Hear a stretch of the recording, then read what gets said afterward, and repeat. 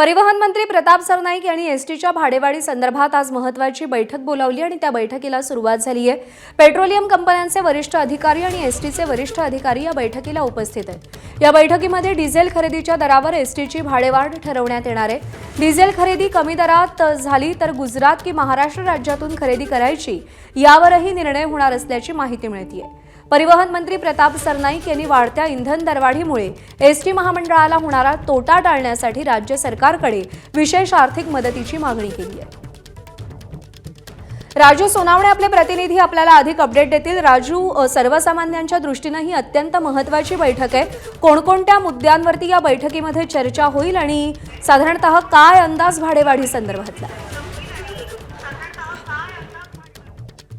अगदी आपण पाहतोय की एसटीची दरवाढ होण्याची शक्यता नाकारता येत नाही, कारण 4 वेळा जे आहे ते डिझेल आणि पेट्रोलची दरवाढ झालेली आहे आणि त्याचा फटका जो आहे तो कुठेतरी एसटीला बसताना पाहायला मिळतो आणि त्याच अनुषंगाने प्रताप सरनाईक परिवहन मंत्री यांनी या बैठकीला निमंत्रित केलेलं आहे। आपण पाहतोय की या बैठकीला सुरुवात झालेली आहे। प्रताप सरनाईक आहे, एसटी महामंडळाचे वरिष्ठ अधिकारी आहे आणि पेट्रोलियम कंपन्यांचे सुद्धा वरिष्ठ अधिकारी या बैठकीला उपस्थित असणार आहे। खरं तर डिझेल पुरवठ्यासाठी टेंडर निघालेलं आहे, मात्र त्यामध्ये काय अडीअडचणी आहेत याची जे आहे ते आज दखल घेतली आहे। विशेष म्हणजे गुजरातचं डिझेल जे आहे ते स्वस्त आहे, महाराष्ट्रामध्ये महाग पडतं, त्यामुळे कुठलं डिझेल खरेदी करायचं आणि किती रुपयात मिळणार आहे कसं यावरती सगळी भाडेवाढ जी आहे ती अवलंबून राहणार आहे। त्यामुळे आजची बैठक अतिशय महत्त्वाची आहे। मात्र जर आपण डिझेल वाढीमुळे काय फटका बसला हे जर पाहिलं तर आपण पाहतोय की तब्बल 4 वेळा डिझेल वाढ झालेली आहे आणि त्यामुळे 310 कोटींचा खर्च जो आहे तो एसटी महामंडळाचा वाढलेला आपल्याला पाहायला मिळतोय।